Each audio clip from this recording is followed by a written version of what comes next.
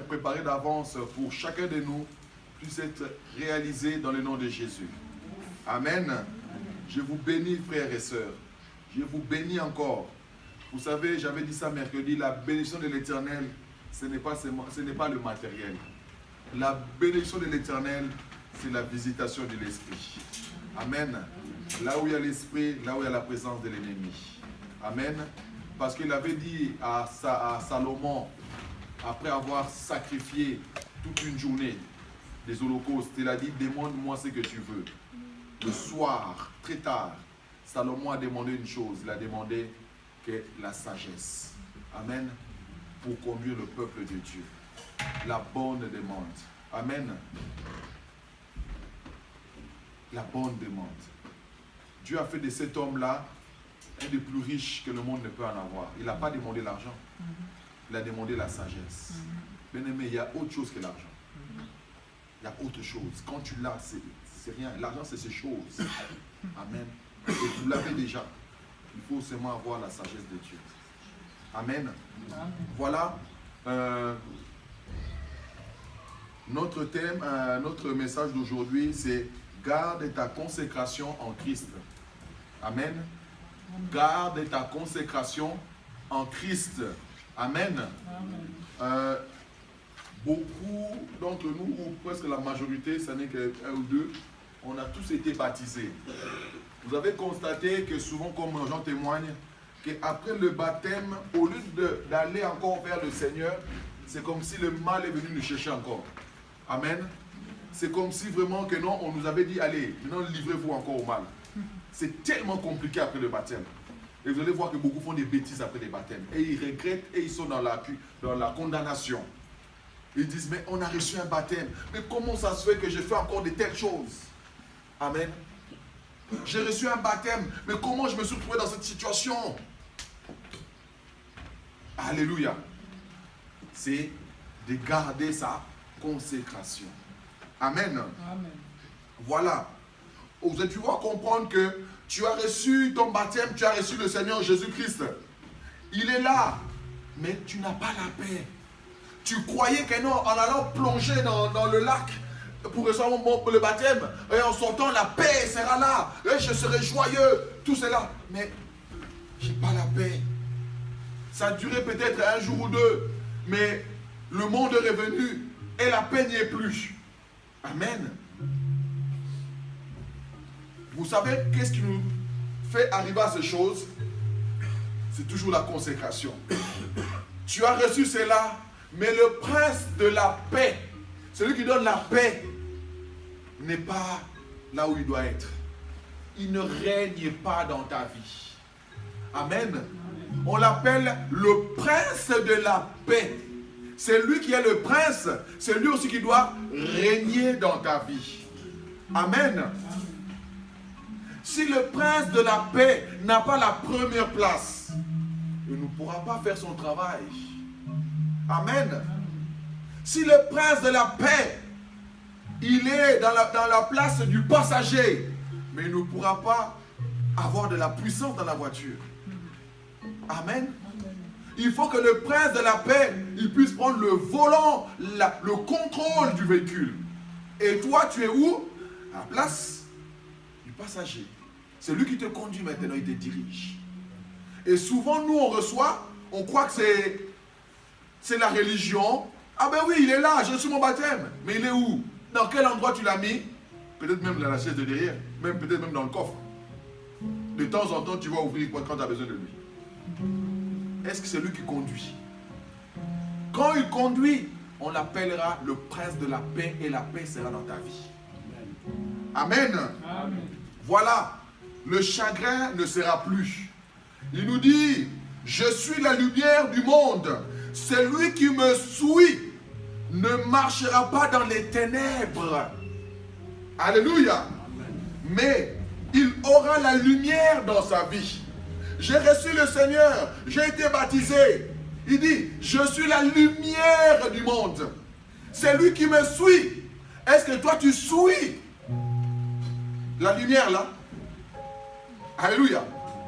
Est-ce que maintenant comme tu l'as dans ta vie, est-ce que tu suis la lumière? Il dit, celui qui me suit ne marchera pas dans les ténèbres. Les ténèbres, c'est tout ce qui est mal. Amen. Tout ce qui est mal, bien aimé, ça ne doit pas être dans votre vie. Parce que nous sommes dans la lumière. Alléluia. Oh, je lutte avec telle chose. Je lutte, pasteur. Il faut me délivrer. Il faut me faire cela. Non. Parce que tu es déjà dans la lumière. Là où il y a la lumière, il n'y a pas de ténèbres. Alors, si tu n'as pas bien compris, laisse-toi guider par la lumière. La lumière, c'est Jésus lui-même. Alléluia. Allez dans une cave. Quand tout est éteint, est-ce que vous arrivez à voir? Il n'y a pas de lumière, il n'y a pas de fenêtre, il n'y a rien. C'est opaque, tout est noir. C'est les ténèbres. Mais dès que tu allumes la lumière, ça fait quoi? Tout est visible déjà. Parce que la lumière est là. Les ténèbres partent. Amen. J'avais donné l'exemple à mon bien-aimé que je suis. Et dans les ténèbres, il y a des choses que nous faisons inconsciemment. Je donne un exemple. Dans la cave où tu étais là, tout est noir, tu ne vois pas. Mais le mur est rempli de charbon. De poussière de charbon. Toi, tu touches pour te permettre d'avancer. Mais quand tu viens dehors, tu touches, tu regardes tes mains sont quelle couleur? Est-ce que tu avais fait exprès? Mais pourquoi? Tu es dans les ténèbres, on ne fait même pas exprès, mais on est dans le mal. Tu n'as pas fait exprès, mais tu es dans le péché. Parce que tu es dans les... Maintenant, dans la vue de la lumière, qu'est-ce que tu dois faire? Tu dois confesser. Parce que tu n'avais pas fait exprès. Mais tu dois quand même confesser pour que tes mains soient propres. Celui qui est dans la lumière ne pourra pas vivre de telles choses. Alléluia. Parce que lui-même est lumière. Et maintenant, il nous dira que vous êtes la lumière du monde. Alléluia. Il non pas seulement lui, mais il dit, vous êtes la lumière du monde. Et vous êtes le sel du monde. J'avais dit mercredi ici, ces deux éléments, dans leur environnement, ça influence toujours. Parce que quand la lumière vient, il n'y a plus de ténèbres. Ça a influencé. Amen. Le sel, quand tu le mets dans la nourriture, ça change directement de goût. Ça a influencé son milieu. Bien-aimé, tu es appelé à influencer là où tu es. Amen. Tu es appelé à influencer là où tu es. Ça veut dire que là où tu es, des solutions doivent toujours être trouvées avec toi. Amen. Est-ce que tu fais partie de ces gens? Il est temps, bien-aimé, de nous remettre et de nous consacrer réellement dans le Seigneur. Amen. On ne devient pas victorieux seulement parce qu'on écoute. Tu fais bien d'écouter, mais ça ne te donne pas la victoire, comme tu écoutes là.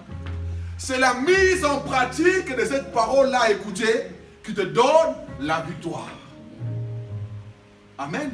J'ai écouté et j'ai appliqué. Et ça me donne du fruit. Appliquer la parole de Dieu. Amen. Ne soyons pas ces chrétiens qui invitent seulement Jésus. Amen. On a seulement invité Jésus, mais on n'a pas d'intimité avec lui. Alléluia. J'ai pris Jésus, je l'ai mis au salon. Parce que tout le monde vient au salon. Quand quelqu'un vient chez toi, il va où? Est-ce qu'il va dans ta chambre? Tu as pris Jésus, tu l'as mis au salon, comme tout le monde. Il ne peut rien faire pour toi. Alléluia. Mais prends Jésus, mets-le dans ton intimité, dans le secret. Tu verras que non, les choses vont changer. Amen. C'est dans le secret qu'on prend des bonnes décisions. C'est dans le secret qu'on réfléchit bien. C'est dans le secret que les idées tournent. Amen. Alléluia. J'avais parlé aussi de cela mercredi, que dans la noce de Cana, on a invité Jésus. Amen. Jésus était comme tous les invités. Mais aussi longtemps que Jésus était dans ce niveau-là, on dit que non, il manquait quelque chose. Jésus dans ta vie, mais il n'a pas la direction, il te manquera toujours quelque chose. Mais quand Marie a compris que non, Jésus n'était pas au centre, il a dit, allez vers lui. Alléluia. Quand Jésus-Christ est arrivé au centre, on nous dit que non, le bon vin était là. Amen. Le bon vin était là. Laissez Jésus au centre de votre vie. Votre consécration, bien-aimé, ce n'est pas seulement qu'on appellera un pasteur qui viendra d'Afrique et on vous mettra ici, on prie pour vous. Non. C'est laisser Jésus être au centre de votre vie. Vous êtes guidé par Jésus. Amen. C'est ça la consécration. Amen. Combien on a imposé les mains ont abandonné le Seigneur. Combien les pasteurs sont venus, on les a mis l'huile, ils se roulaient par terre et ils ont régné Jésus. Mais on les avait mis l'huile sur la tête. C'est pas ça, bien-aimé. C'est se donner réellement à Jésus. Ça a une très grande efficacité. Amen. Gloire à Jésus. Jésus, dans les noces de Cana, il a influencé. Notre lecture aujourd'hui, c'est dans Éphésiens chapitre 2 au verset 10.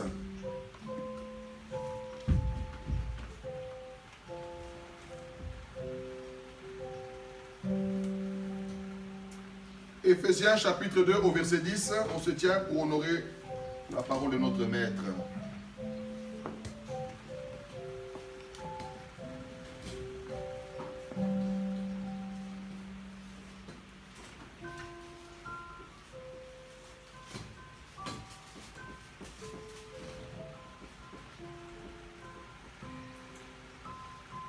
Car nous sommes son ouvrage.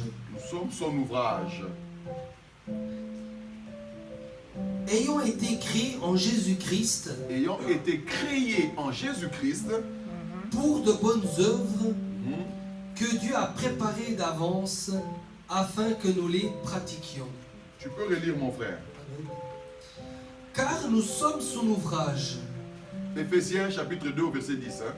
Amen. Car nous sommes son ouvrage, ayant été créés en Jésus-Christ pour de bonnes œuvres, que Dieu a préparées d'avance afin que nous les pratiquions. Amen. On peut s'asseoir. Car nous sommes son ouvrage, l'ouvrage de Dieu, l'ouvrage du Père. Dis-toi là où tu es, je suis l'ouvrage de mon Père. C'est lui qui t'a créé, bien-aimé. Amen. Nous sommes son ouvrage. C'est-à-dire, dans la pensée du Père, tu étais déjà. Amen. Il dit, nous avons été créés en Christ Jésus. C'est-à-dire que la machine qui nous a créés, c'est Jésus. Alléluia. La Bible nous dit, là où nous sortons, c'est de Jésus-Christ. Nous avons été créés en Jésus. Alléluia. C'est-à-dire que tu ne sors pas de n'importe qui. Tu sors de lui. Nous avons été créés en Christ Jésus. Amen. Bien-aimés, je vous dis, vous devez vous révolter. Votre vie doit changer. Les larmes doivent cesser. Si on pleure, c'est des larmes de joie. Alléluia. On ne pleure plus parce que le monde nous domine, le monde nous fait mal, nous maltraite, le monde nous fait mal. Non! Parce que nous avons été créés en Christ Jésus. On dit à tous ceux qui l'ont reçu et ceux qui croient en son nom, il les a donné le pouvoir de devenir enfants de Dieu. En ceux qui ont reçu quoi? La parole qui est la lumière. Alléluia. C'est cette sémence-là vous a fécondé et ce qu'a fait de vous enfants de Dieu. La sémence, bien-aimé, de ce que nous sommes aujourd'hui, c'est la parole de Dieu lui-même. Alléluia. Nous ne sommes pas nés d'un père ou d'une mère, mais nous sortons de Christ Jésus. C'est lui qui t'a révélé cela. Ce n'est pas la chair ou le sang, c'est mon Père qui est dans le ciel. Alors c'est tout à fait normal, le jour où tu quitteras le sol, la terre, pour aller où? Retourner à la maison. La maison de qui? De ton Père. Alléluia. Pourquoi tu doutes? Tu ne verras pas l'enfer. Ce n'est pas pour toi. Tu n'as pas été créé pour ça. Amen. Tu n'as pas été créé pour être malade. Tu n'as pas été créé pour pleurer tout le temps. Tu n'as pas, pas été créé pour que tu souffres, quoi. Pour que je sois alcoolique, pour que je sois fumeur, pour que je sois cancéreux, pour que je sois ceci. Je n'ai pas été créé pour ça. Je dois dire ça à Dieu. Parce que lui qui m'a créé. Pour quel ouvrage? Pour de bonnes choses préparées d'avance que je devais faire quoi? Accomplir. C'est ça la foi. Amen.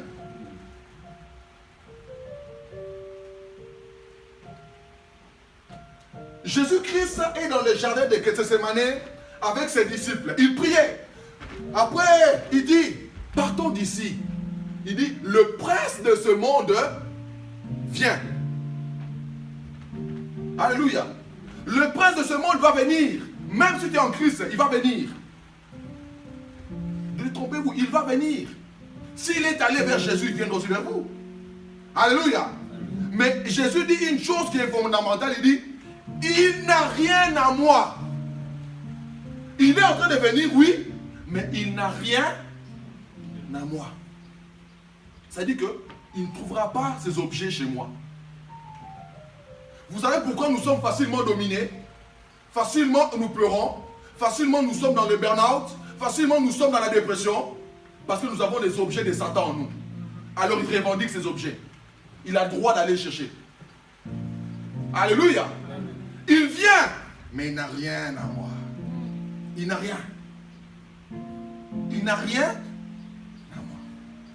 Mais c'est sûr, s'il trouve des choses qui lui appartiennent chez toi, il doit venir chercher.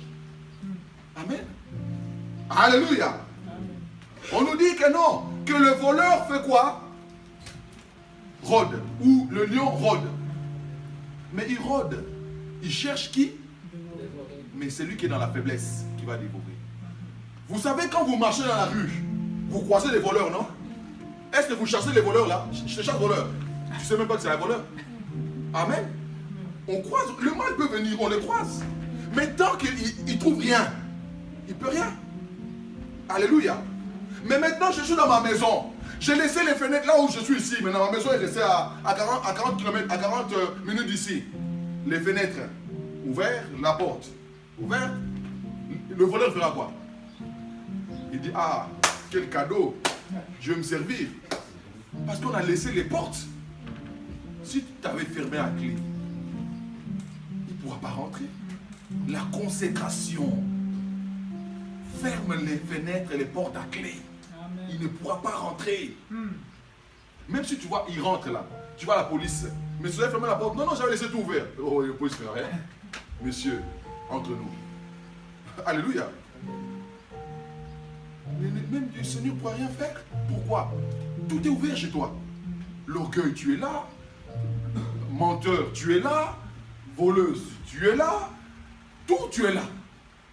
Qu'est-ce que le Seigneur pourra faire? Fermons les portes. C'est pour notre bien. Alléluia. Je mets des bases. Vous savez, dans une maison, souvent l'été, plein de mouches dans cette maison-là. Tu chasses les mouches, tu les mets dehors, mais ça vient toujours. Le Seigneur nous dit, sortez l'objet qui attire les mouches dans ta maison. Tu vas voir que les mouches vont disparaître. Même si tu les chassais comment? Aussi longtemps qu'il y a la pourriture chez toi, les mouches feront quoi? Ils viendront toujours. Toi tu chasses Satan, oh les délivrances, mais la pourriture est toujours là. Vous voyez pas que, oh pasteur, toi tu es contre la délivrance? Non, comprends la parole. Amen. Sors ce qui est pourri chez toi, tu verras que tu n'auras plus besoin de délivrance. Tu n'auras plus besoin. On te délivre parce que la pourriture est où? Là. Chez toi. Sors la pourriture, on cessera de t'imposer les mains. C'est question que de ça, bien-aimé. On ne prend pas nos responsabilités, après vous allez me juger que non, lui il est contre la délivrance. Non, je dis la vérité. Sors la pourriture de chez toi. Mets cette poubelle là dehors. Les démons seront dehors.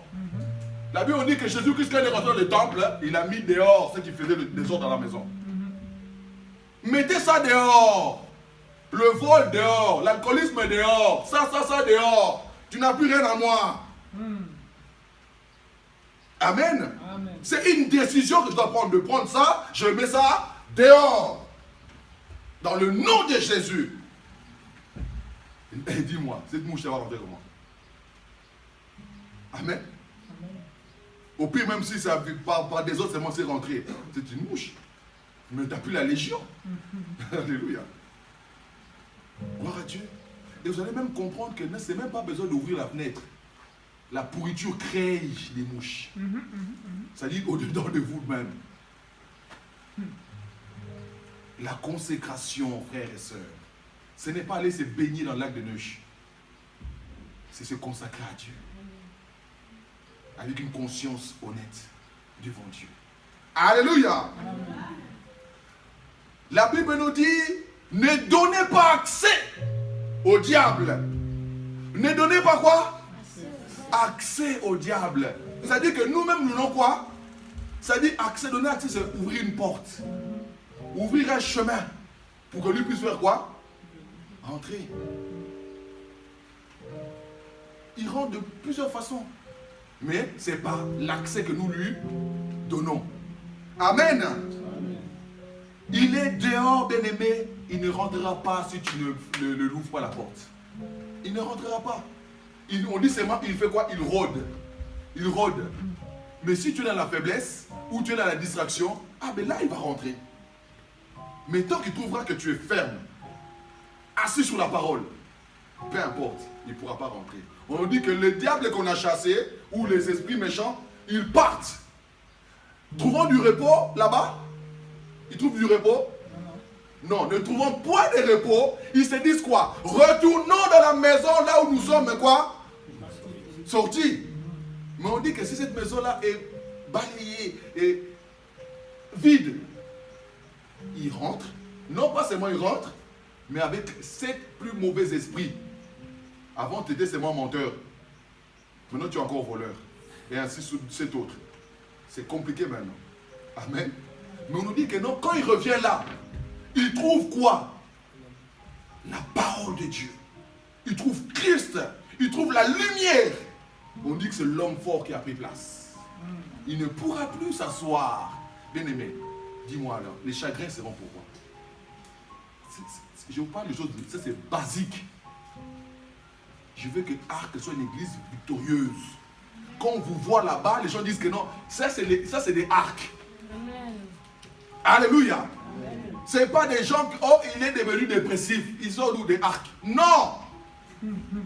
Oh, il est ici, il est cela. Non. Parce que nous sommes assis sur la parole de Dieu.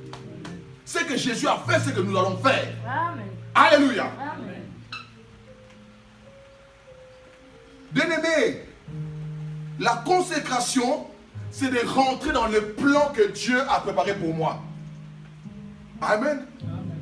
Les choses que je suis en train d'accomplir, c'est de juste de mettre en place ce que Dieu a fait pour moi. Dieu n'a pas inventé un plan le jour, ah bon, Déborah s'est convertie. Bon, Saint-Esprit vient, Jésus vient. Et les anges, mettez-vous un peu autour. On va un peu réfléchir sur Déborah. On va faire quoi pour elle? Non. Il avait déjà préparé des choses en avance que Déborah devait faire quoi? Accomplir. Maintenant, c'est à Déborah de rentrer dans le plan de Dieu. Ce n'est pas Dieu qui invente un plan pour Déborah. C'est elle de rentrer dans le dessein de Dieu. En se consacrant à Dieu. Alléluia. Les jeûnes et les prières et la méditation, alléluia, vous préparent à recevoir cette révélation. J'ai dit quoi? Les jeûnes, la prière et la méditation vont vous préparer à rentrer ou à recevoir ce que Dieu a préparé pour vous. Alors nous ne prions plus, nous ne jeûnons plus pour chasser les démons. C'est mettre des démons dehors, c'est tout. Ça c'est on met dehors. Mais on prie et on jeûne et on médite la parole pour rentrer dans le plan de Dieu. C'est ça ma prière. Parce que je vous dis, la pourriture vous met seulement où? Dehors. Ça s'arrête à ça. Il ne va plus revenir. Ça ne sert à rien de commencer à jeûner, à fermer les trompes pour rien. Il ne partira pas. Il faut les mettre dehors. Alléluia. Amen. Voilà. Manu, tu peux me prendre, on va revenir sur ça après. Prends-moi vite Exode 40, 33 à 35.